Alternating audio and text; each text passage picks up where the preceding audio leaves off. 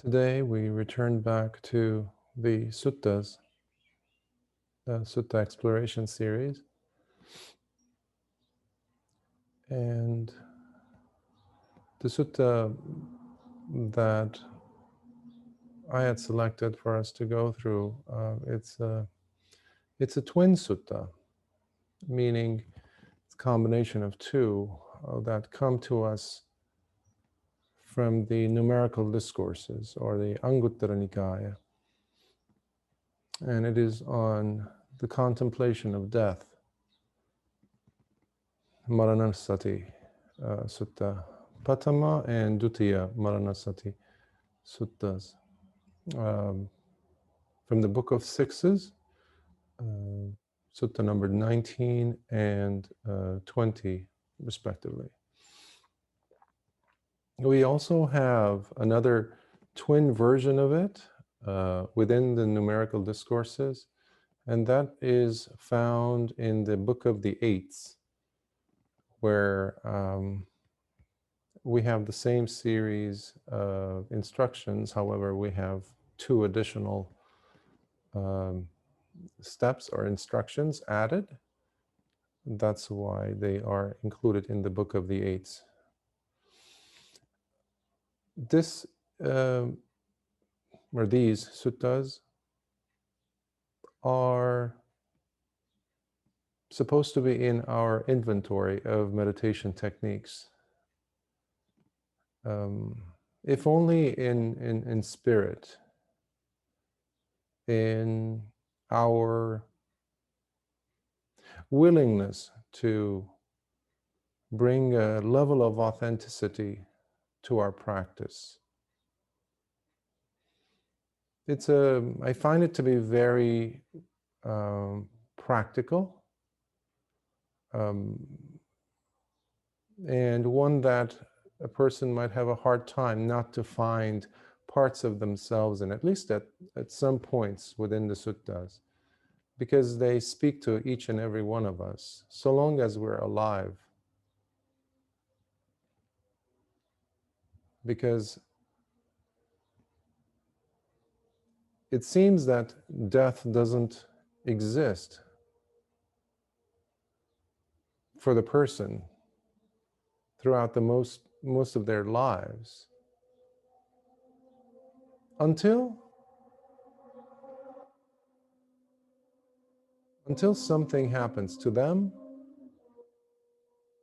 to someone they love, to someone they know, which jolts them into reality. Because, like in any human endeavor,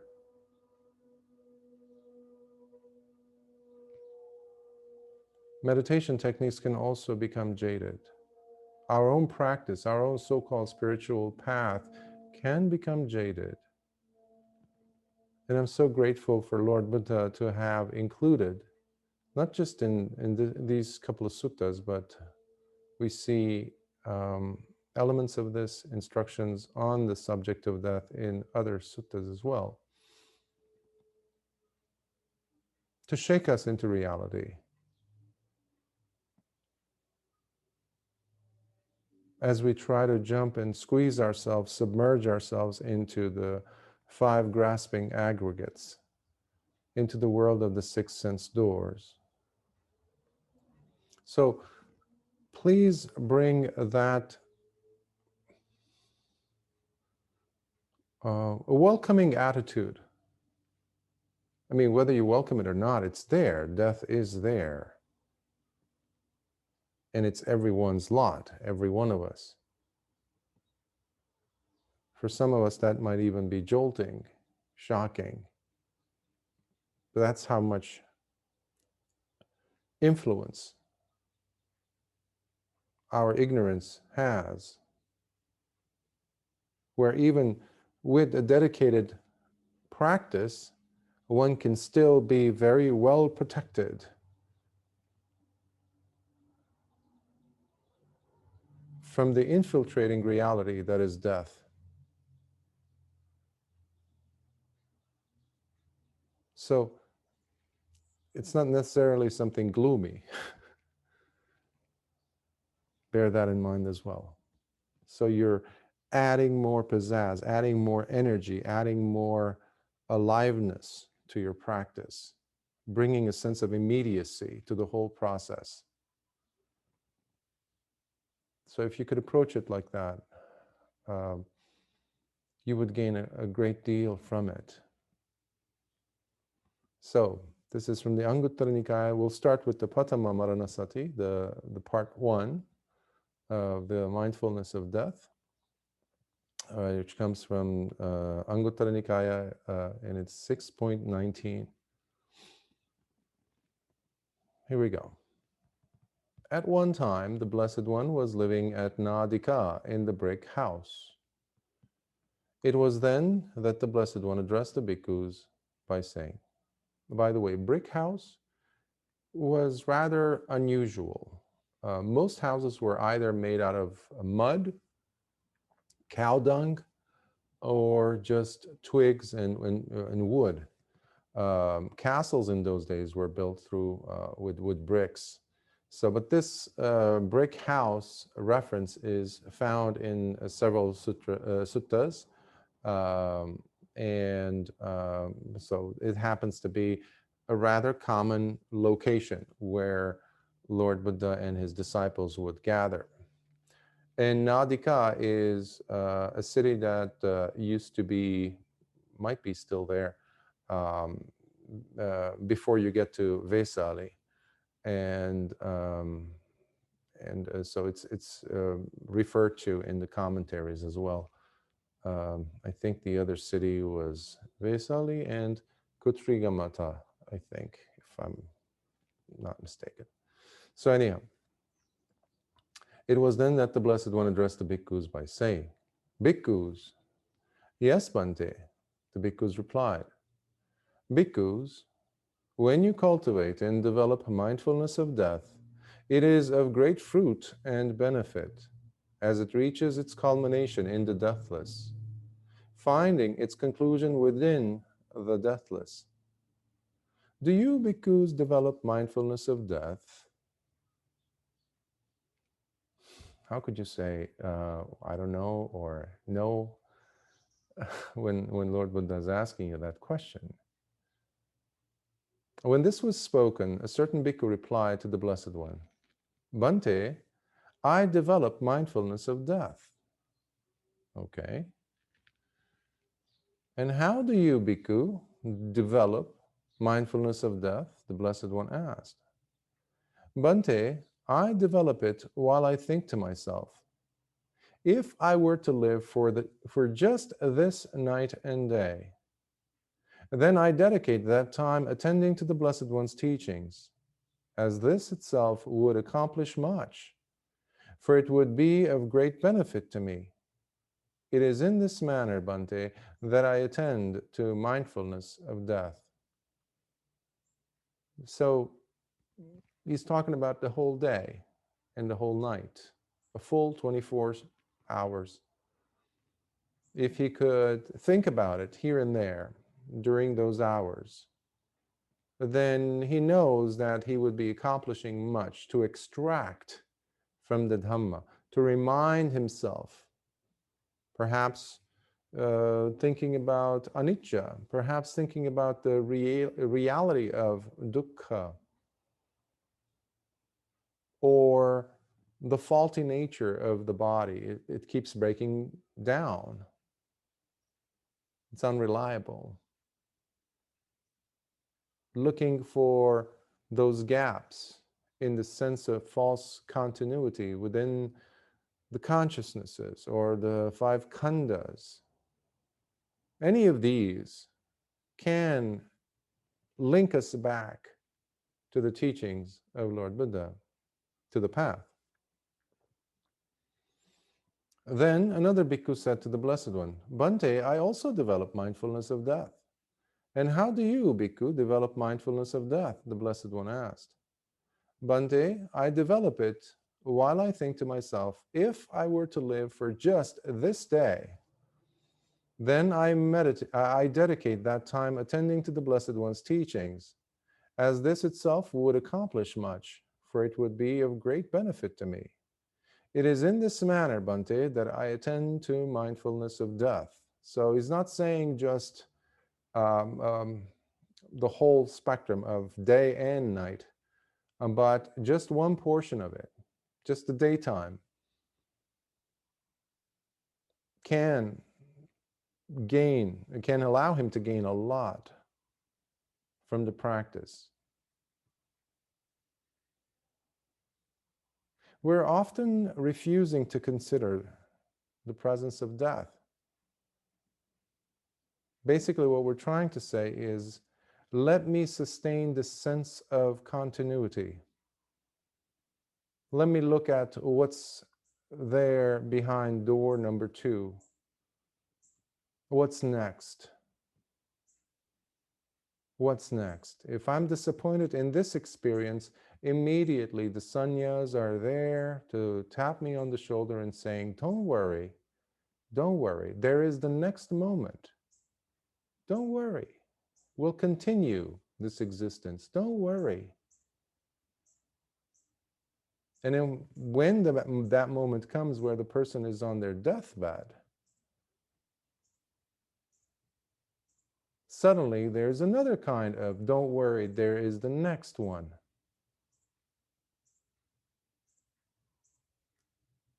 Lord Buddha talked about that as the sense of bhava, becoming, wanting to be again, yet again, yet again, yet again. If we're disappointed in this experience or in this life, there is another one, don't worry.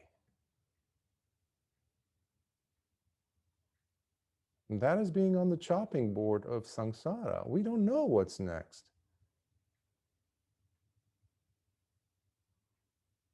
So this practice is about being aware and alert about death as we're constantly engaged in the cutting off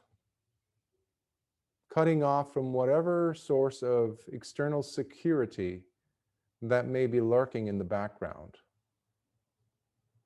Oh, my relationship with you, my loved one, my relationship with this, my ideals, my goals.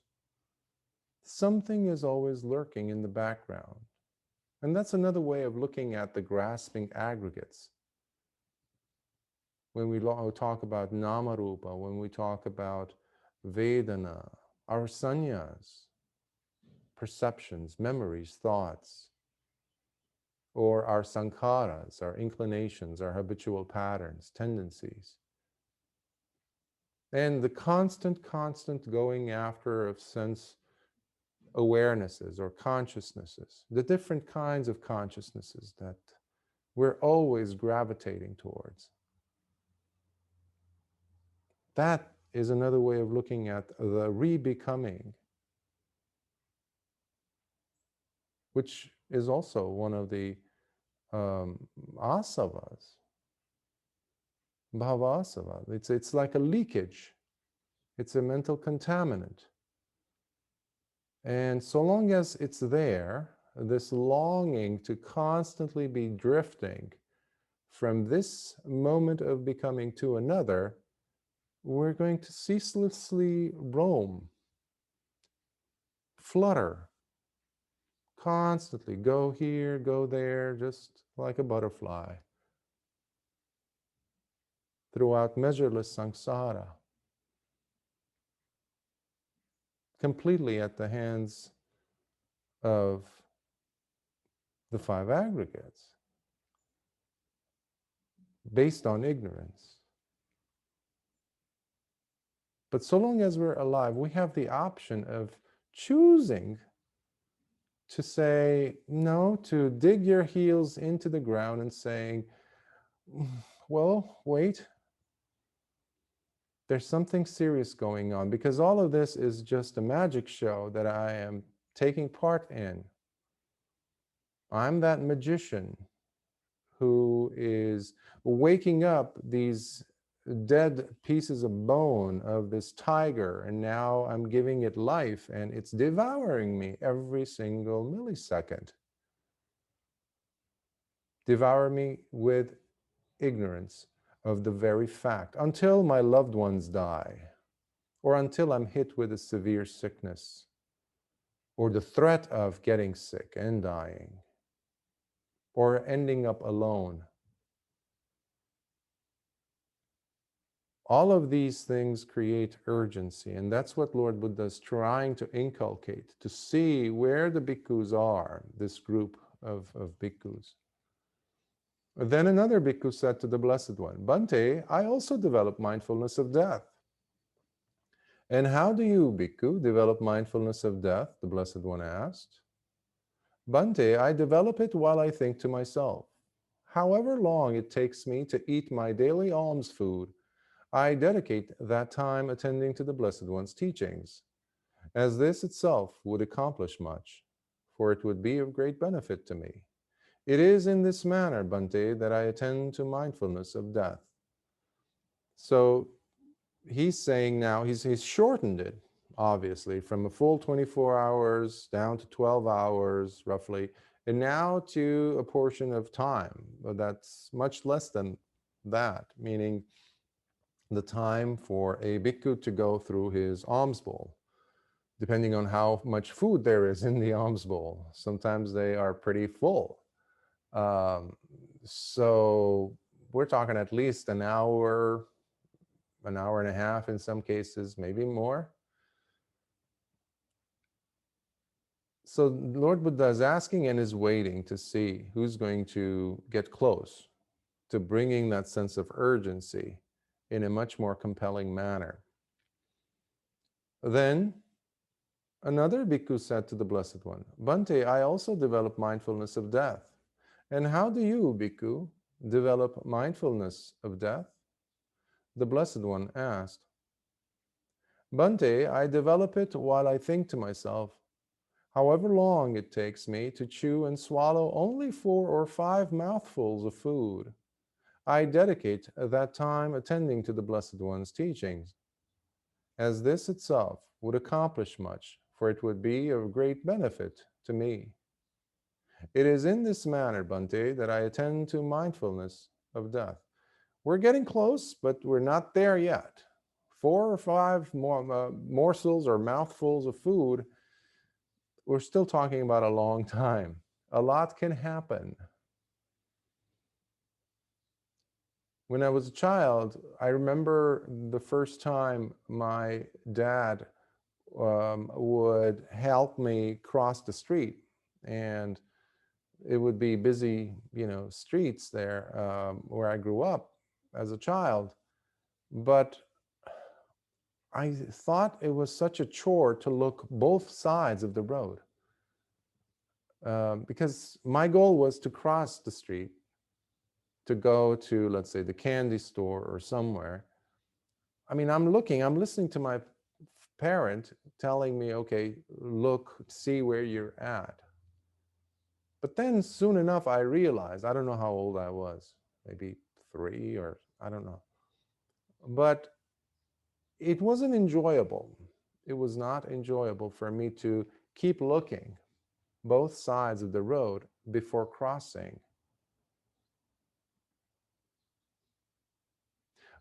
Looking at the presence of death is similar to that. Looking at both sides of the road before crossing, while crossing. And if there's someone with you, even after you've crossed, to make sure they're okay.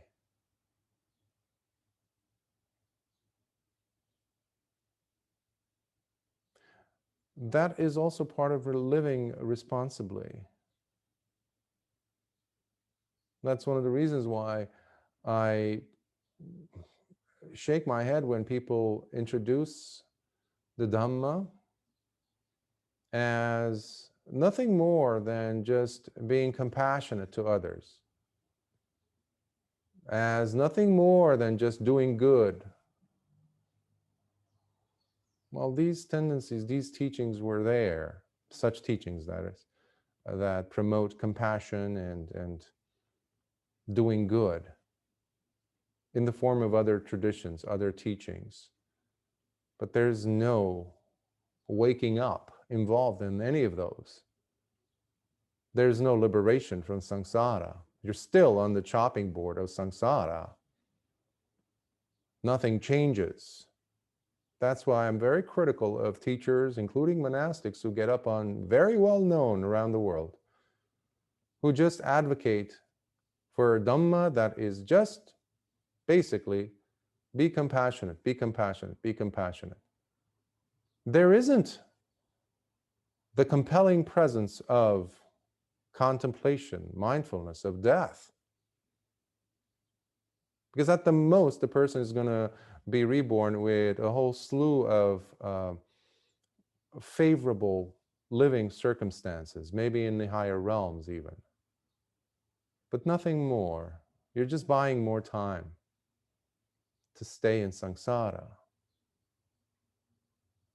So in the presence of awareness of death in the mind of the practitioner, the Dhamma comes alive. The Dhamma comes alive. It is part of Sammasati, in fact. Maraṇasati is part of Sammasati, which is right mindfulness, crucial part of the Noble Eightfold Path. There isn't Samma Karuna or something like that in there. Not to undermine the role of compassion, of course, because some might think that I'm putting down compassion. Not at all. So there needs to be a very strong appreciation of death. And again, appreciating death means, in this case, in this path, in this Dhamma and discipline of Lord Buddha, we're also talking about the deathless. When we're appreciating the role of death in life, that means you're no longer behaving like a child. I was mentioning this to someone yesterday. You're no longer living in a Disney-esque world. The big bad wolf or something like that coming to take, no, none of that. Nor are you constructing castles in the sky. That's not the Dhamma. That's why looking for just a heavenly birth is another form of delusional living. And you have entire sects that came up centuries later, after Lord Buddha's death, that promoted that prolonged our presence in samsara. So that's not Dhamma either. So there needs to be an appreciation, an involvement in all of life's aspects. And one of the biggest ones is death. Growing up in our family, we did not talk about death. Every time I brought it up, even as a child, my mom would just shut me down and say, "Oh, we don't talk about that." Why? We just went and we did the funeral ceremony of my uncle. This is when I was about 8 or 7. Yeah, but he's in a better place now, and we don't talk about that. Okay. So here we're seeing Lord Buddha inviting us to think about it, not just to talk about it with others, but to also think about it within ourselves. Especially as we see how the other 2 bhikkhus are going to respond. Yet another bhikkhu said to the Blessed One, "Bhante, I also develop mindfulness of death." "And how do you, bhikkhu, develop mindfulness of death?" The Blessed One asked. "Bhante, I develop it while I think to myself. However long it takes me to chew and swallow a mere mouthful of food, I dedicate that very time attending to the Blessed One's teachings, as this itself would accomplish much, for it would be of great benefit to me. It is in this manner, Bhante, that I attend to mindfulness of death."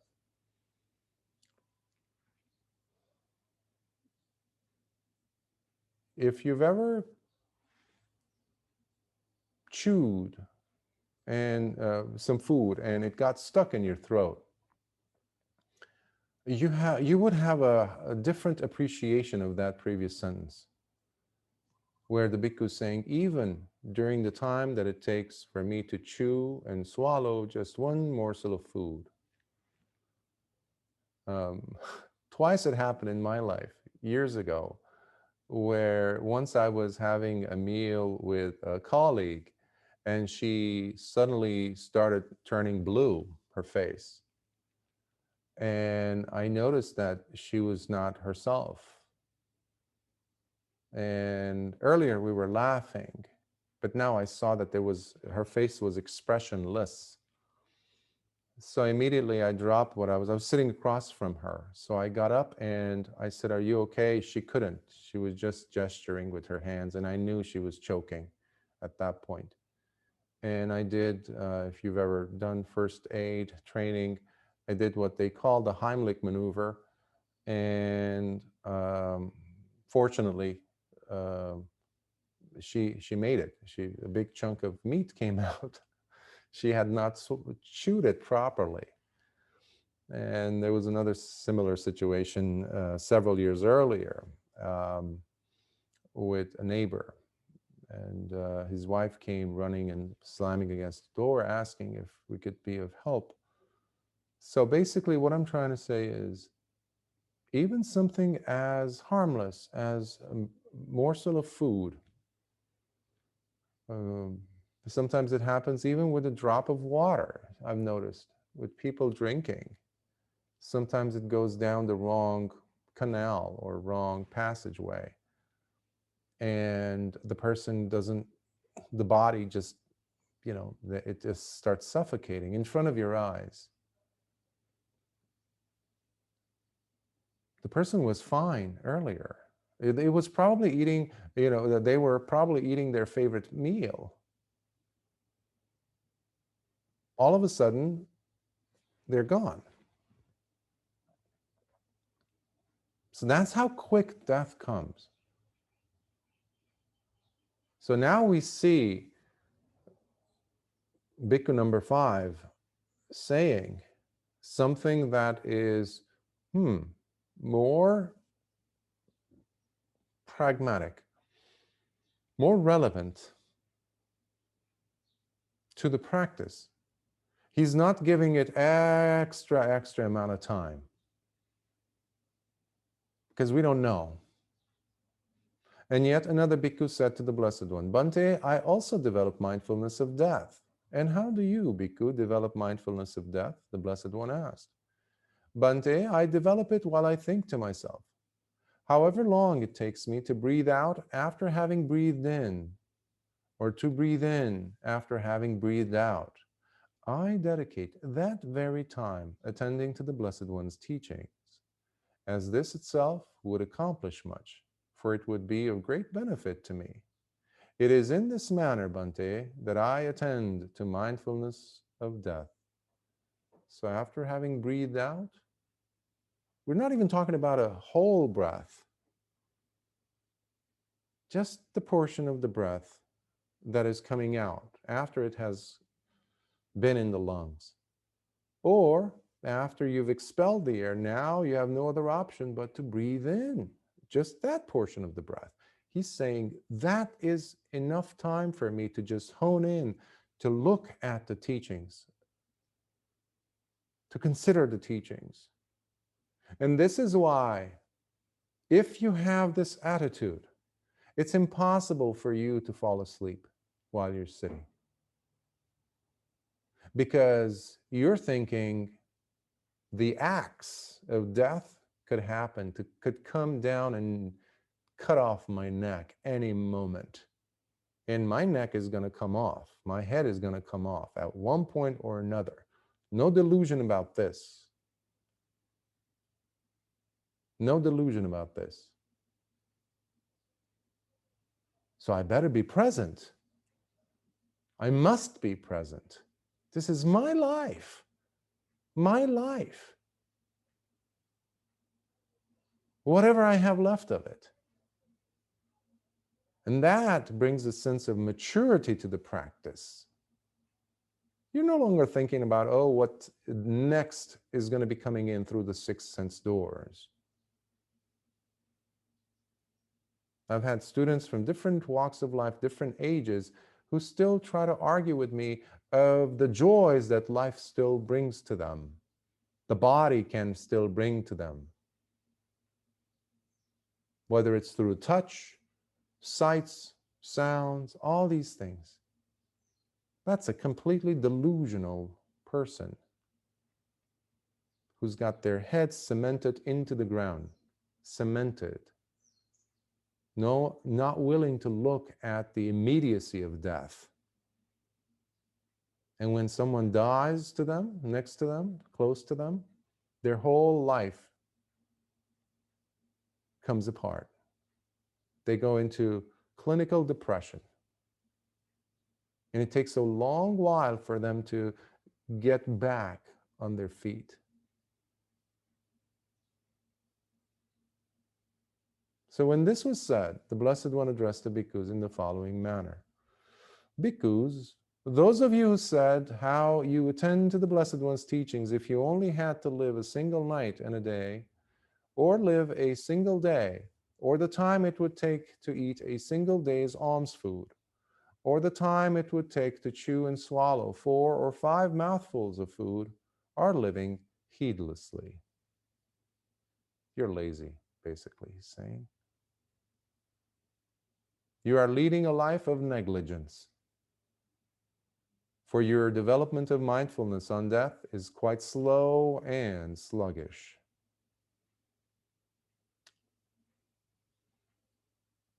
Pretty straightforward, don't you think? But bhikkhus, the bhikkhu who said, however long it takes me to chew and swallow a mere mouthful of food, I dedicate that very time attending to the Blessed One's teachings. And the one who said, however long it takes me to breathe out, excuse me, after having breathed in, or to breathe in after having breathed out, I dedicate that very time attending to the Blessed One's teachings, as this itself would accomplish much, for it would be of great benefit to me, are living heedfully. You are leading a life of diligence, for you keenly are developing mindfulness of death, making it sharp, as it will take you to the destruction of all mental contaminants, the asavas. Therefore, bhikkhus, you must train yourselves in this manner. We will live and practice diligently, developing sharp mindfulness of death for the destruction of all mental contaminants. We suffer because of the mental contaminants. We're being pulled this way and that constantly, even in our sleep. The mind, the heart is always active with wants, with likes, with dislikes. We thrive in ignorance. And that's the method, that's the modus operandi that we have adhered to which we have strongly tied ourselves to. That's why we rely on craving more, craving some more. And life turns to us into a form or a method whereby we go ahead and maximize more pleasure versus minimizing anything that takes away from us those pleasurable moments.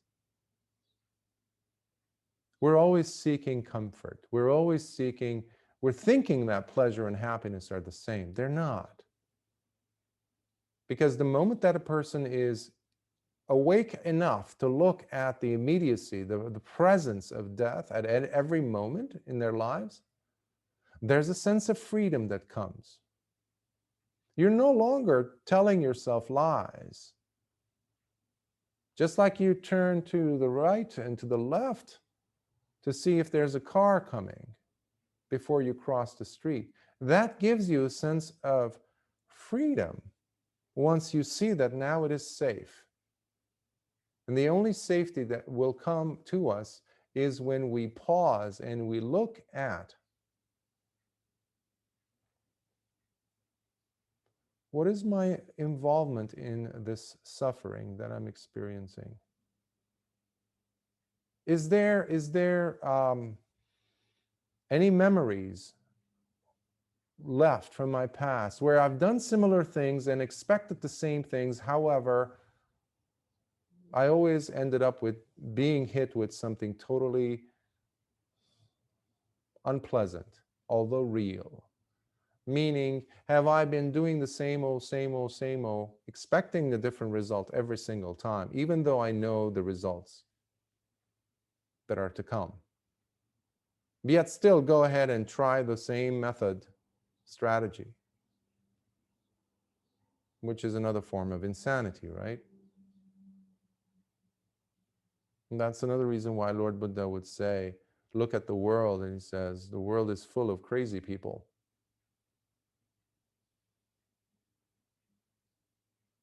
We're all wanting to stay in the movie theater. Nobody's hitting the lights. So this is an attempt at showing how there isn't much, like, we're not talking about anything mystical or esoteric about death, if you noticed. When it's here, it's here. It's in your face. It's like that wrinkle that you see after you've had 17, 18 years, 20 years, where your face is unblemished. Suddenly you, or the gray hair, oh, you passed the point of no return. Now your life is going to be just a dedication to cover up or to tell yourself lies, embellish it somehow. When death happens, it happens, and it's happening to us right here, right now, or it is happening to those around us, people we know. And in that sense, it is both ehipassiko and opanayiko. Ehipassiko means inviting us to come and see. Hey, you don't believe me? Look over here. This is your dead cousin. He was alive last time you saw him, and now he's dead. Ehipassiko, come. He's gone. No amount of photographs of your parents, if they're deceased, will bring them back. Ehipassiko. Call them, see if you can. For years, I had my dad's phone number in my phone, even though he had passed. Every once in a while, it would cross my eyesight. I would just see, oh yes. Oh yes, my father. He was here. But if I go to that house, somebody else is living there. Probably if I call that number, somebody else will pick up.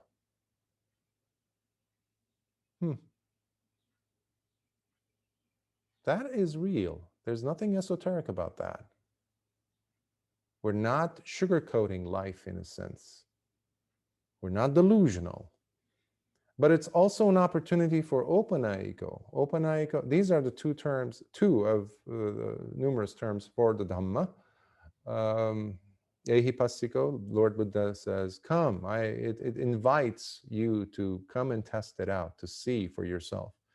And the other one is opanayiko, which is, it directs the attention inwards. Inwards. Takes you in. So coming across death, even mentally, to yourself, even when no one's dying around you at the moment, you're mature enough to look and say, there is death. The breath is telling me this already, constantly. Every time I breathe in, I have to breathe out. Every time I breathe out, if I don't breathe in, I'm going to die. So this is happening all the time. So you're bringing your attention inwards. You're no longer believing in the lies that you've been telling yourself up to that point. So every time you fall asleep while you're sitting, guess what? You're believing the lies that you've been telling yourself.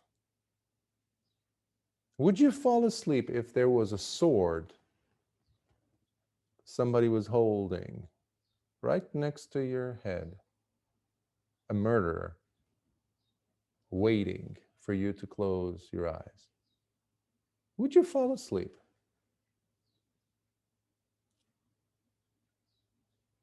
How about if you were standing on the edge of a cliff and you have a baby, and the rocks beneath you are slipping? You will stay very, very, very sharp, alert. You can't afford to close your eyes. So you are then, excuse me, considering the presence of death so much so that the awareness of it is anchoring you in the deathless. That's what we're talking about. So then meditation no longer becomes an occasion for consternation or tension or feeling compulsory states of disquietude simply because, oh man, I have to sit through another hour. I have to be aware. I have to meditate. So these are some of the things that we tell ourselves. And one of the best ways that we can address the immediacy of death is also the presence of joy. Now, most people will not see the connection between the two. Like, how, wait a minute, death and joy, like how are they connected? And this could have obviously come to us because of cultural influences. However, this path cannot be achieved if there is no joy in the heart. There's a reason why Piti stands right there, smack dab in the center of the Sambojjhangas. Interesting. Piti, the joy.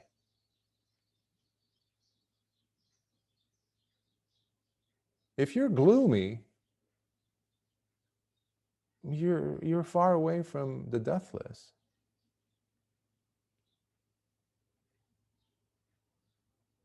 Shwe Umin Sayadaw used to say how you can tell a lot about the frowns on the faces of meditators on retreat, how far they are from the Dhamma.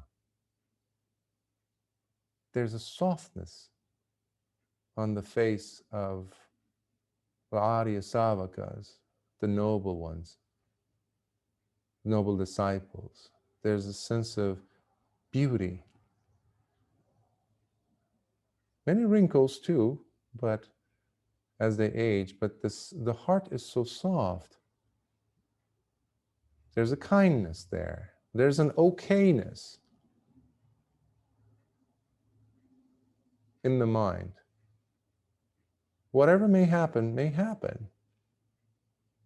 Because the eyes are not just, we're not terrified of death. The images I've used, and of course I use them from the suttas, whether it's a murderer standing with a knife, a blade, or something like that, the immediacy of death, yes, these are there to shock us into reality, but they're not supposed to keep us in the stuck in a state of fear. No, that's not why we're meditating. We're using those sensations that naturally show up, but once it's there, we have to jump into the lap of the deathless to have an appreciation of the fact that, oh my, I am able to breathe in. So that's what Lord Buddha meant by anicca. Look how these consciousnesses keep coming and going, non-stop. And the moment I'm trying to latch on to this beautiful meditative experience, this jhana, I'm trying to frame it, I'm trying to say, I finally reached it, yes, and it's gone. Or the insights that would follow eventually if we persevere. Oh, wow, I thought I actually did it. I'm there. I'm just, oops, where's that? What was that insight again? So we look in our journals, we look where we recorded maybe some of those insights so we can revive it. Again, we're trying to recapture the Dhamma in pages of some book, in the pages of memories. But to look at death and then look upon these tendencies, it gives you this motherly, fatherly sense of forgiving attitude. Oh, how stupid of me. How silly of me. And then you're seeing all these connections, these that are being made in the mind, because now you're clearly seeing and clearly comprehending. Yata bhutang pajanati. You're able to see how things come to be.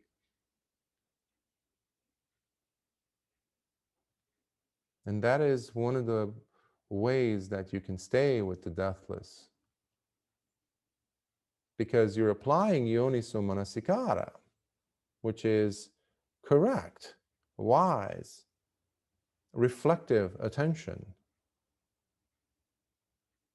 by staying on the deathless, because you're thinking about death in a healthy manner. You're looking at guilt, fear, conceit, greed, aversion, etc., all from the scope, all from the purview of the deathless. Because you're always observant of the fickle nature of life. You're no longer being sold this whole idea that we keep feeding into the brains of children from a very young age to their death, by constantly leaning into the next, the next, the next, the other, the other, the other. Whereabout people today think that if there is no craving in the heart, then there's something wrong. You're catatonic. You're living like a vegetable. You're saying no to the beauties of life. All these things.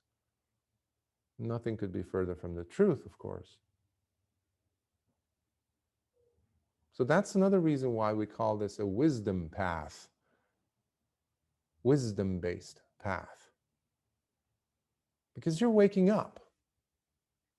That is bodhi, or sambojjhanga when we say that, sambodhi.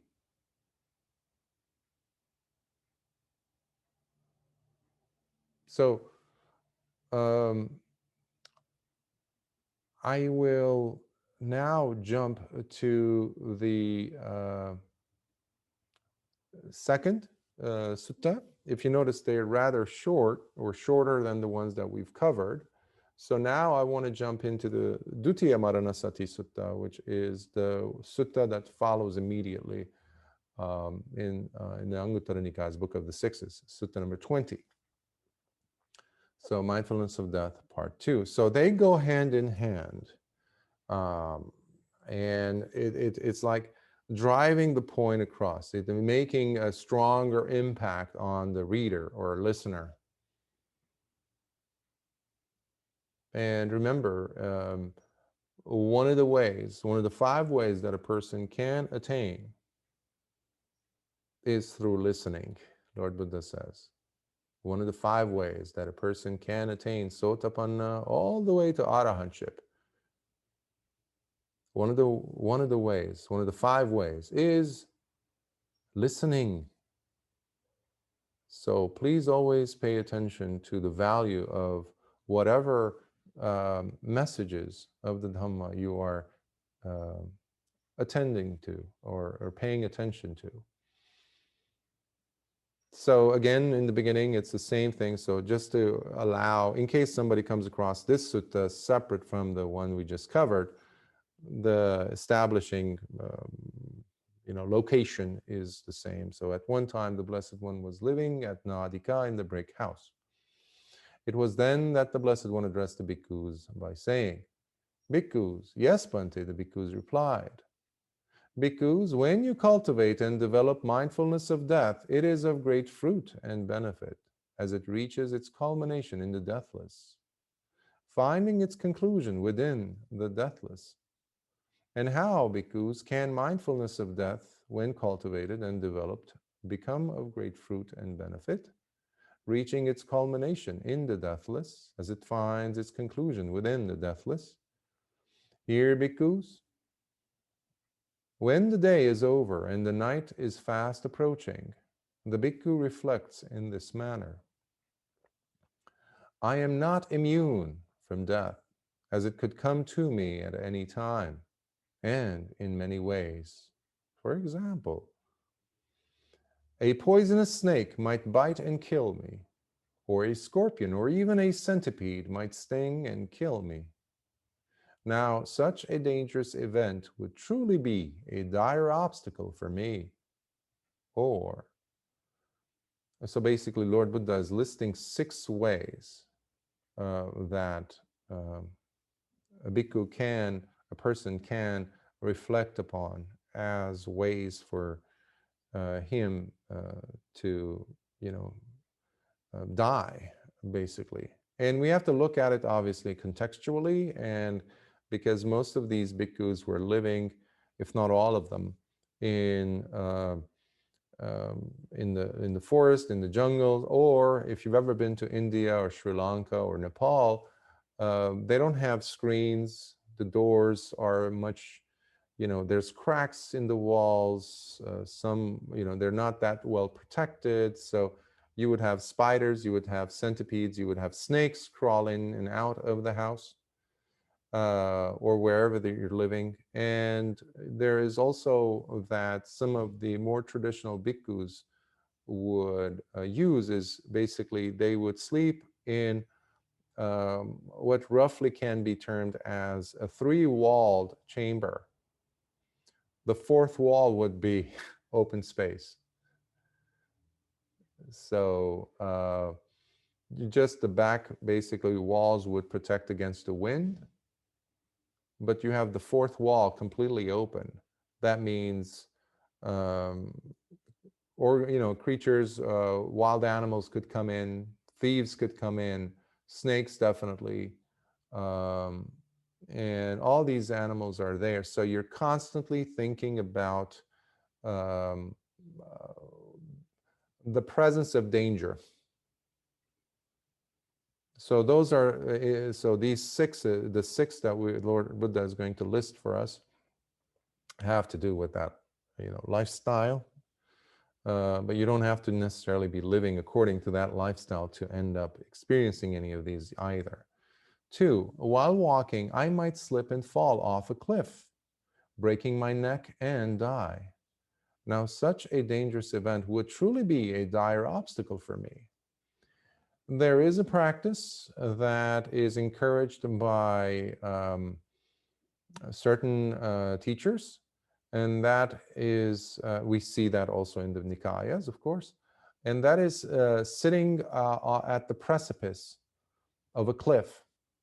I've seen a picture once. It's a lovely picture where a photograph someone has taken of a group of bhikkhus sitting on a very sharp, what looks like a sharp cliff, and you don't have room left, basically, for you to lean in. If you lean in, you're going to open your eyes at the bottom of the cliff a few minutes later, probably, or a few seconds later, but definitely dead. That creates urgency.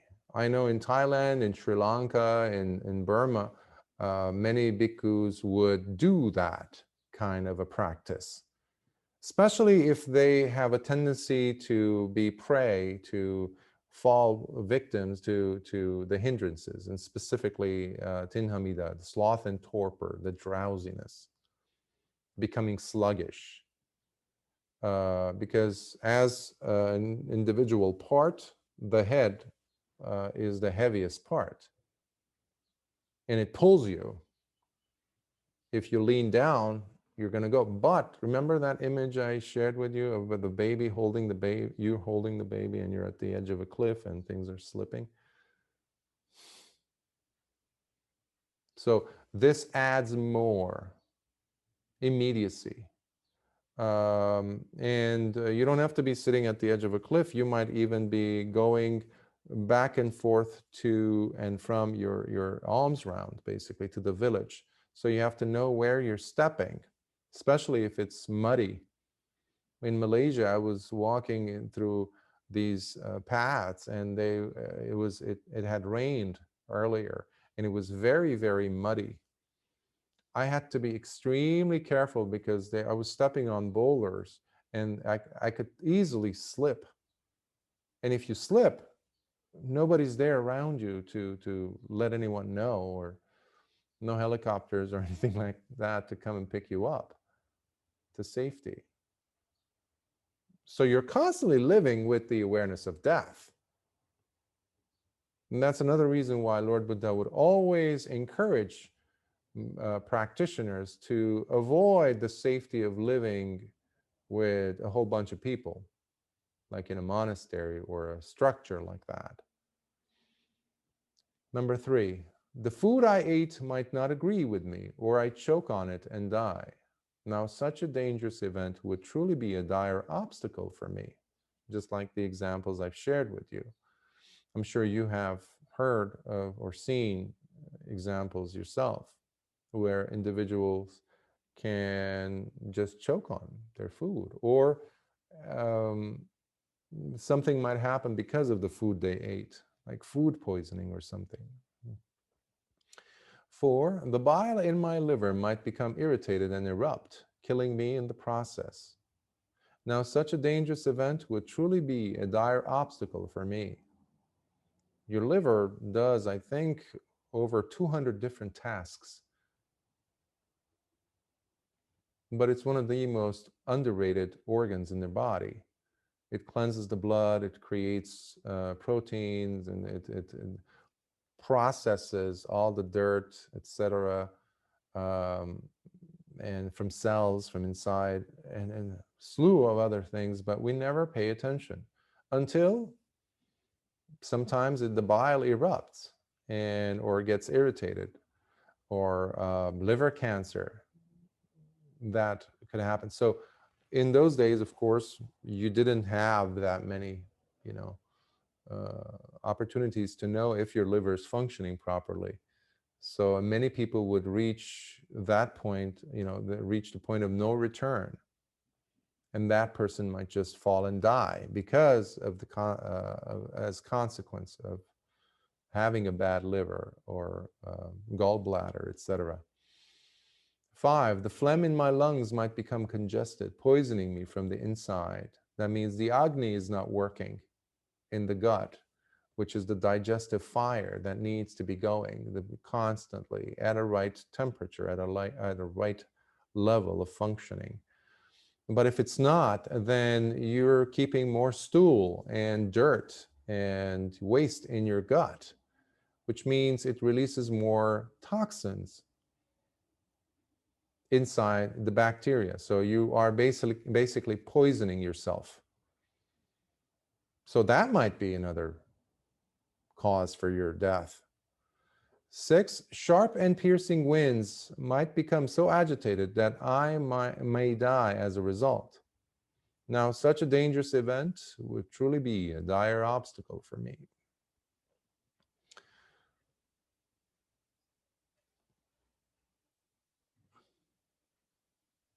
When we think about Lord Buddha's teaching, and especially this scenario where he's addressing a group of bhikkhus, we're thinking that we're basically missing out. The opportunities have been lost because this is, after all, about 2,600 years ago. we're so far away from the Buddha, we're so far away from moments of awakening, etc. But that is ignorance. That has nothing to do with reality. Because just like the monks, the people who were sitting at the feet of Lord Buddha, there is no difference between us and them, because we, at the very least, share this very, very important fact, the fact of death. That is as original, as genuine, as real as it was for Venerable Sariputta, as it was for Venerable Ananda, as it was for Lord Buddha himself, as it is for us. So that genuineness can keep the Dhamma alive in your heart, if you want to think of it like that. That also works. So it brings the aliveness back into your practice. Because sometimes we think, oh, we missed the opportunities. Oh, yes, I'm no longer going to be meeting Venerable Sariputta or, Lord Buddha. Forget it. It's like, I should have been born. I'm born in the wrong epoch. Or all delusional thinking. All of great use to Mara, to keep us in the dark. But just bring your attention back to the reality of death. So basically, so long as death is there for us, its consideration, we have the right impetus, the drive. We can muster up the courage to create the opportunity, the same opportunities that these bhikkhus had at the time of Lord Buddha. Because then it would mean that you are making the most of your life just like they did. And in that sense, there is zero difference between us and them. Even though there's this huge time that has passed. So long as the person is aware of death hovering over your head. Because you even had bhikkhus who lived their whole entire lives as monks at the feet of Lord Buddha, who went and listened to Dhamma talks for years and could not attain a single level of awakening. Why? They never actually paid attention. So you paying attention 2,600 years later, thanks to this common denominator of death, you are in the presence of Lord Buddha. You are in the presence of his Dhamma. You are in the presence of the noble Sangha. That's how we take refuge every time. Bring that awareness. So you're using death to connect all the pieces together.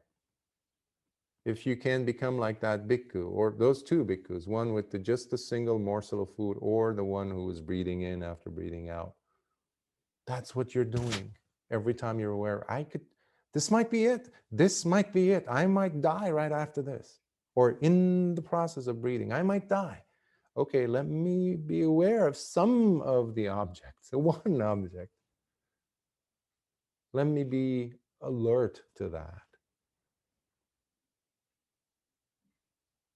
Then that bhikkhu should reflect in this manner. Lord Buddha continues. So if, while considering those 6 causes of death, you can also add other things like a disease and whatever. So once the person is considered, then the bhikkhu should reflect, excuse me, in this manner. Are there any evil and unwholesome qualities to be found within me that I have not yet abandoned? Serious obstacles that are clear and present danger if I were to die tonight? So, as you're about to go to sleep, you're considering this. Not just when you're going to sleep, by the way. Any moment you can reflect on this. Do I have in my heart any unwholesome thoughts, whether about myself or others? Because they're dangerous. What if I die and I have them be locked in my heart as I'm dying, which basically is going to dictate where I'm going to end up and how. Now, if while reflecting thus, the bhikkhu reviews the quality of his heart, and he does find evil and unwholesome qualities hiding there, realizing there are indeed evil and unwholesome qualities to be found within me that I have not yet abandoned. Serious obstacles that are clear and present danger if I were to die tonight. Then he must immediately put forth exceptional fervency, dedicated effort, zeal, determination, and unremitting energy, along with consistent mindfulness and clear comprehension, in order to abandon those evil and unwholesome qualities from his heart. You're taking charge. You're taking charge immediately. The moment you see it, you're not letting them linger. Yeah, I hate my coworkers, or I hate my boss, or I hate my ex, or I hate this person, or that person who did this to me, I'm never going to forgive them. Or you're creating constantly mental havoc and agitation in your mind for whatever reasons. All these are unwholesome states. And you're not risking this life, this entire life, for the sake of holding on to any of these unwholesome thoughts and feelings. And you're saying, no, no, no, no, no, no. I'm gonna stop it. I'm going to end it right now. Do my best to clear the slate, completely clean it, wipe it. Bhikkhus, just like someone whose head hairs or cloth or clothes have caught fire, he would immediately put forth exceptional fervency, dedicated effort, zeal, determination, and unremitting energy, along with consistent mindfulness and clear comprehension, in order to extinguish the fire blazing over his head or clothes. Do you postpone it if your hair is on fire? You say, well, let's do it next Tuesday when your hair is burning. Have you ever smelled hair burn? It's not the most pleasant smell, is it?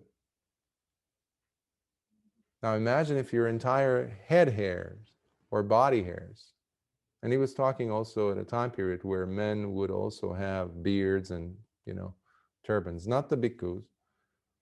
So imagine if, and today actually we have a lot of men also growing beards, long beards. Imagine if your head hairs and your facial beard, your hair is on fire. Would you postpone your work? Or if your clothes were on fire? In the same way, the bhikkhu must immediately put forth exceptional fervency, dedicated effort, zeal, determination, and unremitting energy, along with consistent mindfulness and clear comprehension, Sati and Sampajanya. Remember, last week I was mentioning briefly how if you have Sati, and if it's staying with you consistently, again and again and again, returning back to it, it will transform itself into Dhamma Vichaya, which is wisdom. You'll be able to see. So we don't just practice Sati. We're going deep with Sati. Because of Sati, the others will come. If there's a clear understanding of Sila from day one, virtue, in order to abandon those evil and unwholesome qualities from his heart. However, bhikkhus, if while reflecting the bhikkhu reviews the quality of his heart and he does not find any evil or unwholesome qualities hiding there, realizing there are indeed no evil or unwholesome qualities to be found within me that I have not yet abandoned. Hence, there are no serious obstacles that are clear or present danger. If I were to die tonight, serious obstacles. When you are facing certain hindrances continuously, again and again, that's an obstacle. That's another form of a hindrance, another way of describing hindrance, which is another way of saying there's a danger. I have to become more and more aware of that. What am I doing? What preceded it? If I am finding that every time I sit, I'm having the sensual lust, whether it's for food, whether it's for carnal, other, pleasures and things like that. What did I do during the day that might have caused more aggravation in this department? That might have caused this obstacle to really become more magnified? Did I watch? Did I observe? Did I look at any imagery? Any sounds that create lust in me? Any sights? Maybe food that I notice the mind is going back to them while I'm sitting. Okay, then I'm not practicing sila properly, because I'm actually adding more firewood, fuel, for the time when I'm sitting. So I need to practice restraint by using Sati and Sampajanya, mindfulness and clear comprehension, taking ownership.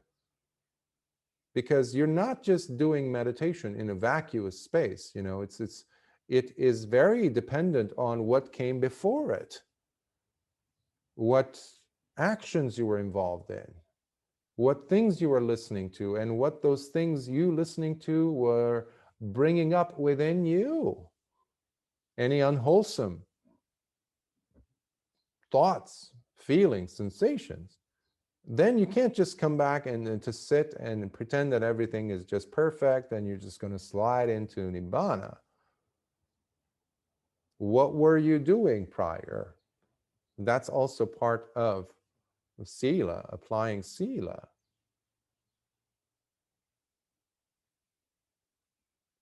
So,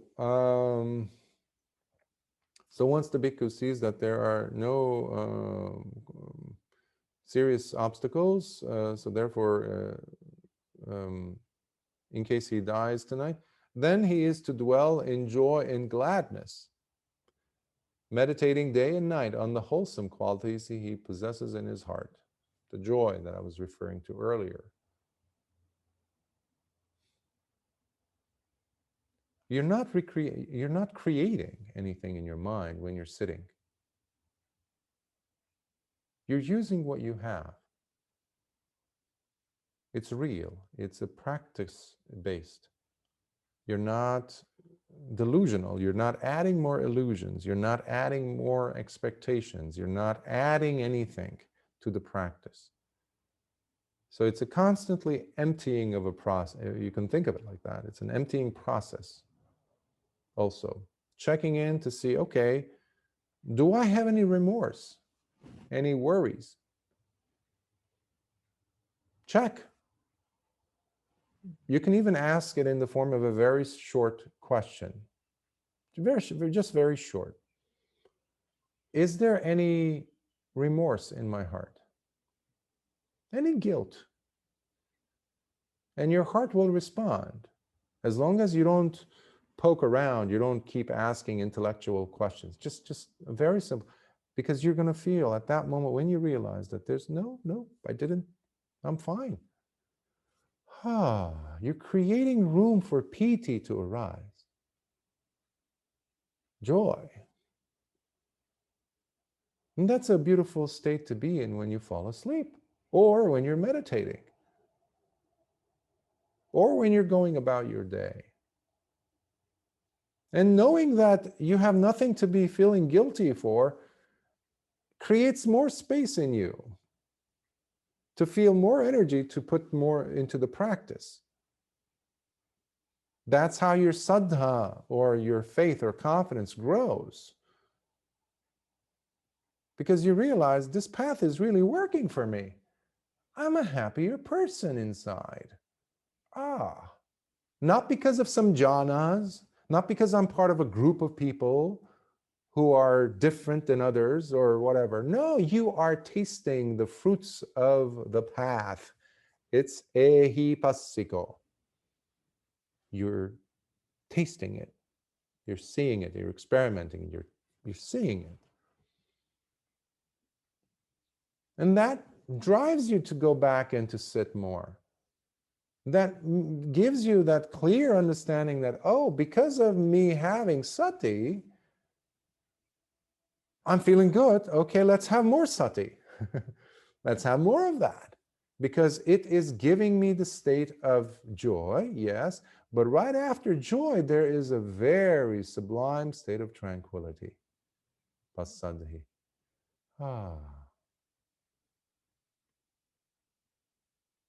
And you check some more.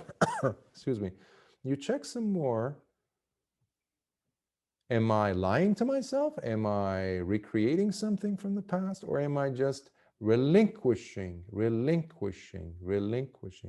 sagganupassi assasi samiti, as we covered in the Anapanasati. Contemplating relinquishment, I breathe in. Contemplating relinquishment. Seeing, experiencing, giving up, I breathe in. Giving up. You're giving up. You're giving up. You're giving up. And there is this like, wow, it's a massive expansion created in the heart, in the mind. And at that point, even when death happens, you're okay with it because you are standing on the solid ground of the deathless. Solid ground of the deathless. Further, bhikkhus, when the night is over and the daybreak is fast approaching, the bhikkhu reflects in this manner. I am not immune from death, as it could come to me at any time, and in many ways. For example, a poisonous snake might bite and kill me, or a scorpion, or even a centipede might sting and kill me. Now, such a dangerous event would truly be a dire obstacle for me. Or while walking, I might slip and fall off a cliff, breaking my neck and die.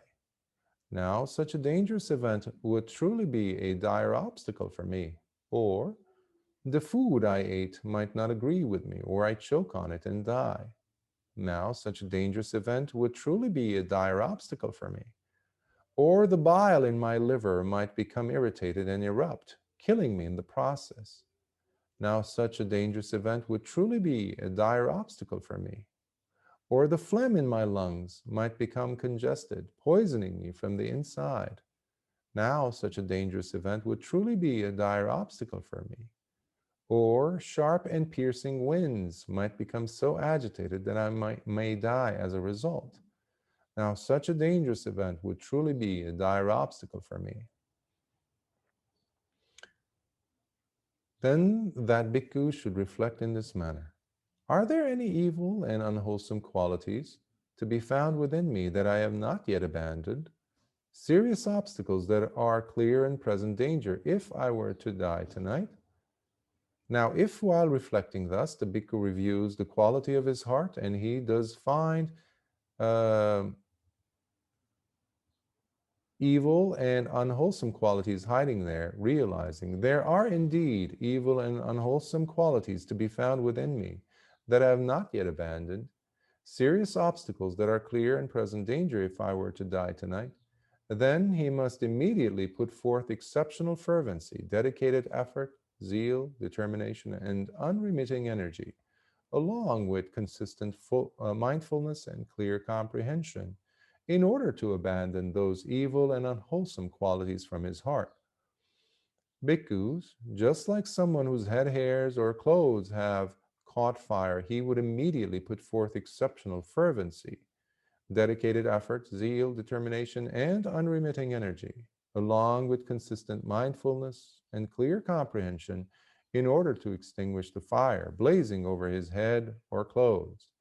In the same way, the bhikkhu must immediately put forth exceptional fervency, dedicated effort, zeal, determination, and unremitting energy, along with consistent mindfulness and clear comprehension, in order to abandon those evil and unwholesome qualities from his heart.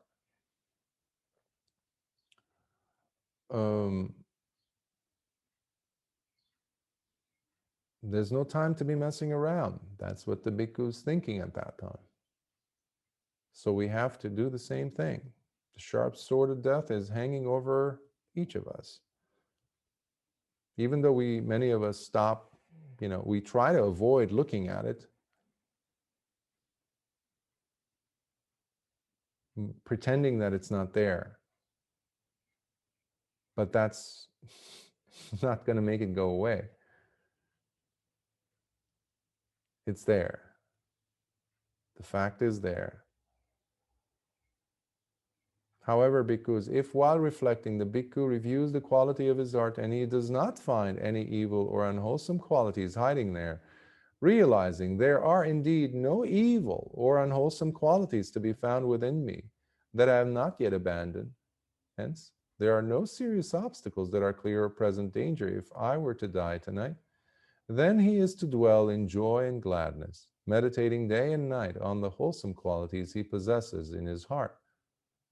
Therefore, bhikkhus, when you cultivate and develop mindfulness of death in this manner, it is of great fruit and benefit as it reaches its culmination in the deathless, finding its conclusion within the deathless. Sadhu, sadhu, sadhu. So that's the ending of the second sutta, sutta number 620. We must reflect with each breath, death is within me. Can we say that every time we breathe in, every time we're breathing out? Can I bring in awareness?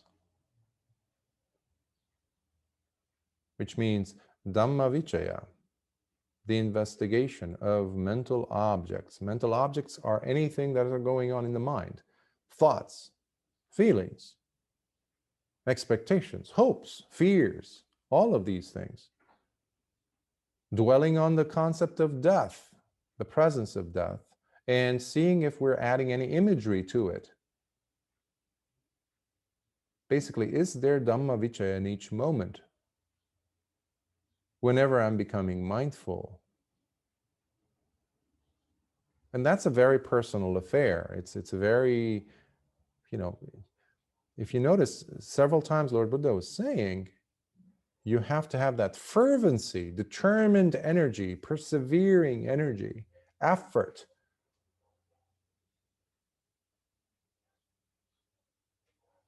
This requires, this path, if you want to go and really taste its fruits, it requires exceptional effort. If you're an athletic person or you're a tennis player, this and that, or whatever type of athleticism that you've been involved in, you know that if you put lukewarm effort, then you're just like, yeah, I'll just join in, you're never going to get much results. If you've ever played tennis and you're hitting the ball, if your racket is not being held very strongly in the correct manner, you won't be able to hit the ball and hit it the right way, hit it in the right angle, all these things. There's so much involved. Well, we have to have at least that kind of an attitude towards the practice. Yes, our goal is to feed this body. Yes, take care of this body just as much as it allows it to complete the tasks and the work that it must do, we must do before we die, yeah, but we'll take care of it because it has the potential to take us to the deathless, and that's what we're working and striving towards. But again, this path is not for everyone. In a culture or in a time period where it's like very, integrated and everything is like this, everyone is a winner mentality or the delusional thinking like that, where everyone is equal. No, that's not true. Look at your life. You see plenty of examples that indicate the opposite of that. And similarly for this path, by me wearing robes, by doing certain rituals, this and that, or anybody going through the routines, going to retreats, doing a meditation so-called that, 2 hours in the morning, 2 hours at night even, and then forgetting about the practice, forgetting about any of it, the Dhamma. Because these were monks, remember that. They were monks who had dedicated their lives, but Lord Buddha, by asking them, do you practice Maraṇasati, contemplation of death? And you saw 6 examples where the bhikkhus are saying, yeah, I practice it, from day to night, it's very foggy, nothing definitive. The other one, yeah, I go, it's like a whole alms bowl size of time that it takes me to go through that meal. But that's lazy.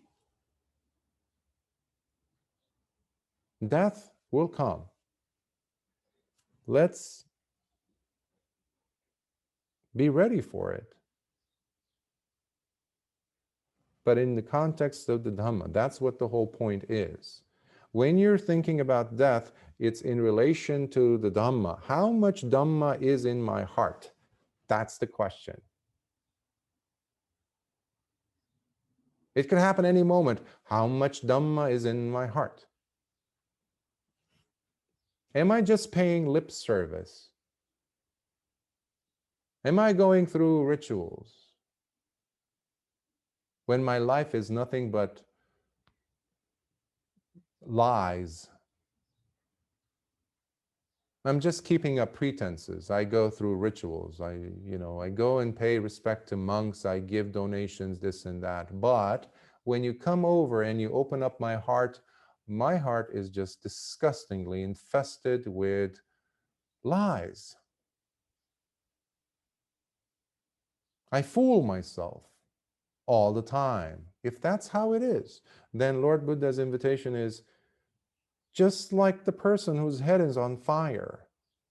Quickly deal with that. Fix that. Empty out your heart from all those tendencies. Leave the past behind, despite all your mistakes, so that you don't reignite yourself. Use the Dhamma, because we don't know if we have this evening to live through. We don't know. So contemplating and reminding ourselves of death brings forth consistent mindfulness. Consistent mindfulness. And because of mindfulness or sati, you're bringing in Dhamma Vichaya. And if Dhamma Vichaya is there, then you don't need a teacher to come and say, hey, you're doing this wrong. Hey, you're breaking a precept. Don't do that. No, because your sati is there. You're no longer telling yourself those lies anymore. And because sati is there, which also leads to us having Dhamma Vichaya, then guess what? There is a stoppage of the leakage, asavas, the mental contaminants.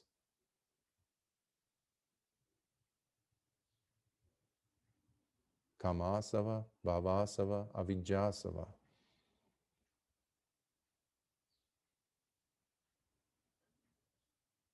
The sensual lust, the seeking after that leakage of always looking over our shoulders to see the next, becoming. These are not just theories, these are just any kind of experience you have where you're leaning into that thing outside of this thing which is happening to you. Whether they have to do with the Dhamma or not. And the second one is the becoming part I mentioned. And then the third one is the avijjasava. So we're stopping the asavas. And this forces the mind to stay put with the deathless. It stays on the deathless. I mean, we call this human birth precious for the simple reason that there is the inevitability of death. And also, obviously, the fact that we have still in this body, this human birth, the availability of the resources which this body provides. We still have some time, even if the body is in pain. Can you be conscious of your thoughts, where your heart is? Can you muster up the courage? Can you put effort? Can you see, okay, I have not been living according to the Dhamma. Okay, yes, fine. Am I still alive? Yes. Okay, so let us not do that anymore. And this is where we are putting in heedfulness or diligence, being vigilant in our practice. In the Dhammapada, Lord Buddha says, a very famous quote, appamado amatapadang, pamado machuno padang. Heedfulness is the way, the path to the deathless. Heedlessness is the way to death. Appamatta namiyanti, ye pamatta yatamata. The heedful do not die, but the heedless are like already dead. These are not my words, of course. These are coming straight from the Dhammapada, from the lips of Lord Buddha. So, Maraṇasati, contemplation, awareness of death, is nothing gloomy. If anything, it gives life to our practice. It gives us access to the deathless. It's the way to the deathless, because you're no longer wasting any more time and taking ownership of your life, creating and bringing joy into your life. And despite the fact that we're 2,600 years after the fact of Lord Buddha's teaching, we still have the same potential as all the Arya Savakas who did it, who tasted the deathless. So I wish that upon all of us, but it's not a passive wish. It requires efforting, consistent effort, determined, heedful effort. So I will pause here and ask for any questions you might have.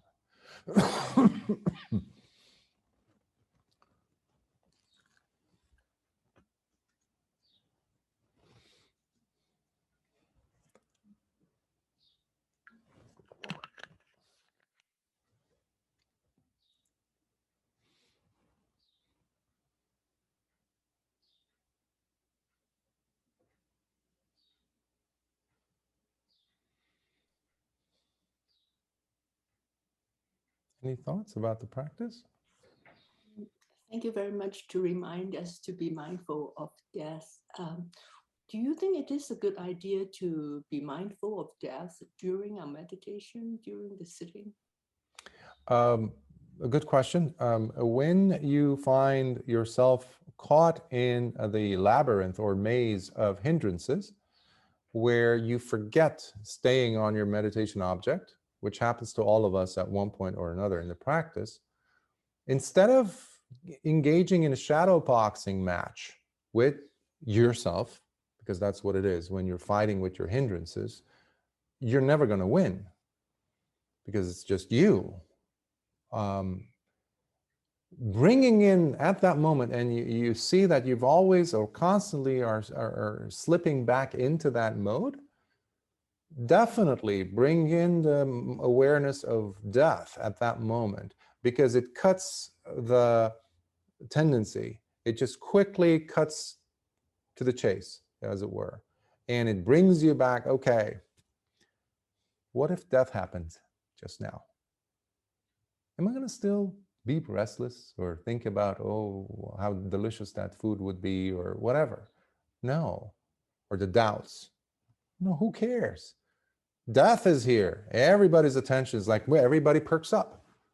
Death has a commanding presence. At that moment, just as you make a full stop because of death, it does the job for us. We should be very grateful to death at that moment. And then just quickly reintroduce the object and just go with that. Yes, the tendency is your mind is going to come in and start to, again, regurgitate, follow those mental sentences, as it were, to re-engage in that mental argument. No. Death, remember death? Okay, let's fall back in. In that sense, yes. So it's usually used as an accompaniment, if you will, accompaniment technique, the death contemplation. Unless it is usually bhikkhus or monastics would do this in the past, where it is the sole practice for a time period for the meditator, as they would go to a charnel ground or a cemetery and they're just sitting there across from a dead body that's being burnt and just completely there. So I hope that helps. Mm-hmm. Good. Any other thoughts, comments, questions you might have?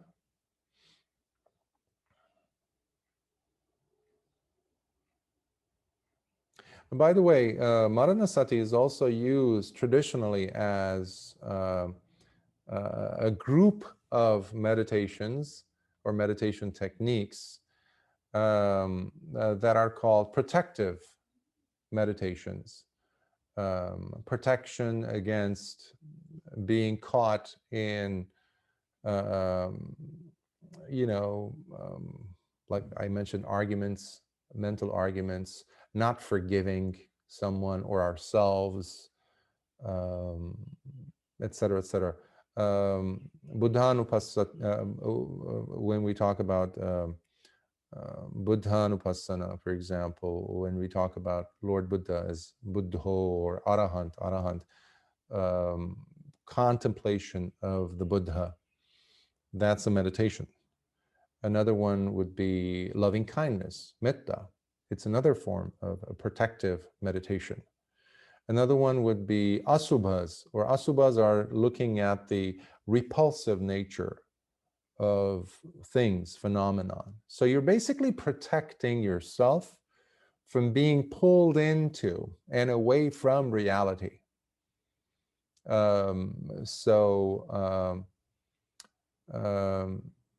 So yeah, so there was many instances, or many instances where, well, there's one courtesan that used to charge 1,000 gold coins per night. That was her fee. And she was very well known in India at the time. So her clientele were all very, very rich princes, etc. And there was one bhikkhu who had fallen in love with her from afar. And but apparently, I'm not sure if she had become a sotapanna. I should go back and look for that. But basically, even despite the fact that she was beautiful, she was this and that, she died rather quickly, as death happens often. So she dies, and they're about to cremate her, and Lord Buddha sends word directly to the king and says, because she didn't have any relatives. So Lord Buddha sends word to the king not to burn her body yet. So to put it on display, and to also have the king charge money for anyone who would want to spend the night with her. Very strange, isn't it? So the whole the whole community is gathered around this person who a day earlier was the the cause, or many men were desiring her, including this monk. So they start a bidding of 1,000 gold coins. Obviously, no one pays because it's a dead corpse of who the courtesan used to be. And then obviously the price goes down, but no one wants her still. Meanwhile, days have passed, and it's festering, it's worms coming up, and the smell, it's the same body. No one added anything. And the bhikkhu comes and sees. And Lord Buddha uses that as an opportunity of the asubha, with the help of the fact of death, to help the bhikkhu and others to cut the connection between what we use as a goal in life, beauty and things like that. And I'm not doing it justice, obviously, because I'm paraphrasing, and it's a lovely, lovely story. And it comes from the suttas. These are not, later, stuff added. So they can be very, excuse me, protective in that sense. There's a message from death has a presence to it. Do we attempt to arise this as a sensation similar to arising metta? From just the example I gave of that courtesan, I hope that already answers it. But basically, we're inculcating. Oftentimes when we're jaded, when we are stuck in a certain way of looking at the world, so it's basically a worldview. Every time you're breathing in mindfully, you're relinquishing that worldview that you held onto. You're keeping things fresh. And death has a thing about it that allows us to clean and wipe the slate clean, basically. Because I think there's a saying like, death is the great equalizer. Whether a person is a king, the most ruthless person out there, or the most kindest, we're all going to be dead. But it's very difficult for us to be mindful of that when we see a cruel person putting so many people in danger, in harm's way, or applying their influence. Like you see this around the world today, people with influence, with a certain clout, with media coverage, where no one doubts their words, no one uses their brain, except for when they're listening to the mainstream media and things like that. So We have all these powerful entities in the world that are dictating as to how this planet is about to move, in which direction, according to their thinking. And this has been going on for centuries, of course. But none of these people are immortal, despite the fact that they're working on that. But no, every one of them are going to die. But meanwhile, the harm that they're causing to millions and billions of people probably is having an impact. Unfortunately, many of us don't think about that. We're just looking at this is happening, so oh my God, and that creates agitation in the mind. So if you are on the receiving end of the harm that are being caused, please also be mindful of the fact that these individuals are not going to be there forever. Neither will we forever. So what can I do with the theme of death? What do I have control over? That's what I'm trying to say. What do I have control over? How bad a Hitler can be? Or what my position could be in response to that? At least when I'm meditating, can I think about my own death for a change? Instead of thinking that this is just a prolonged nightmare that never ends. Because sometimes that's what I'm seeing with some students. People are becoming desperate, and the fear, not just students, but just people have so much fear in their hearts now. There's no joy left. And that's not right. Because the Dhamma will die quicker. I mean, the teachings of Lord Buddha will disappear a lot quicker when we allow the grief and the fear that is being fed to us, to dominate our world. Earlier, I was saying the role of joy. Without joy, you cannot taste the deathless. You cannot taste the Dhamma. There must be joy in our lives. So yes, in that sense, just like in the case of metta, you must inculcate, you must animate your heart with the fact that there is death. Oh, what a burden comes off your shoulder. You mean to say I'm not going to have to withstand this pain for another 100 years? No. Okay, that relieves some of the tension. So where's my responsibility then? Well, at least let's start with joy. Am I feeling joyful? No. Okay, so what can I do to actually bring some joy? Get out. Go outside. See the sun. If it's nighttime, go outside and see the stars. Look at the stars.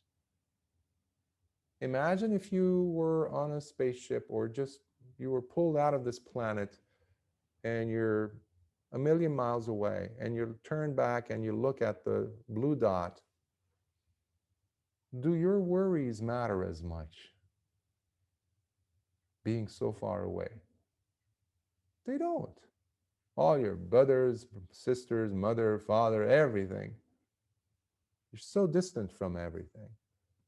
And that creating of a space is what contemplation of death also provides for us, where we don't have that sense of strong, thick sense of identification with whatever's happening to me. Just like I was mentioning to KK earlier about using the death theme to trigger, to bring you back to your object. Similarly, you're using it as a jolt, as a jolting system to shock you. Just like in the case of metta, when we are meditating, trying to sit with metta and there's nothing happen, we have to go back and use that genuine, original, 100% true experience that we've had in our bodies, which the body has never forgotten, of a beautiful, loving moment. Boom, that's the jolt. That is the trigger. Similarly with death. So when you are stuck in the mire, in the gunk of the world's concerns today, where you're so disoriented, just leave everything out. Just quickly think about your own mortality. Think about that sword over your neck. What a relief that is. Oh, I don't have to suffer that long. Okay, so there's death. Okay, so now I can be as alive as a little child. Alive, real. You can only love, you can only laugh in the present. You can't laugh in the past or in the future. That's what you're doing. You're igniting your practice with life. And that's what death, contemplation, Maraṇasati, contemplation of death brings to your practice, freshness. So I hope that helps with that question. Any other thoughts, comments about the practice before we close?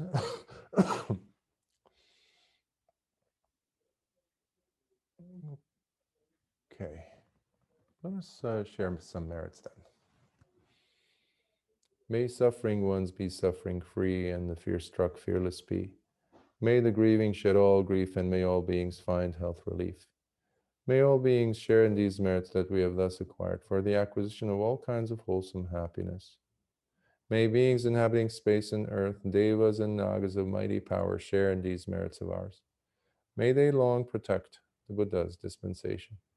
Sadhu, sadhu, sadhu. Be well. May the blessings of the Triple Gem be with you. And may you be strong, diligent in your practice, and may you always reignite your hearts with joy. You can never have enough of it, you know. It's like sati. You can never have too much sati, which is great. You can never have too much wisdom. So, I'll see you next week. And there's messages. Oh, sadhu indeed. Be well.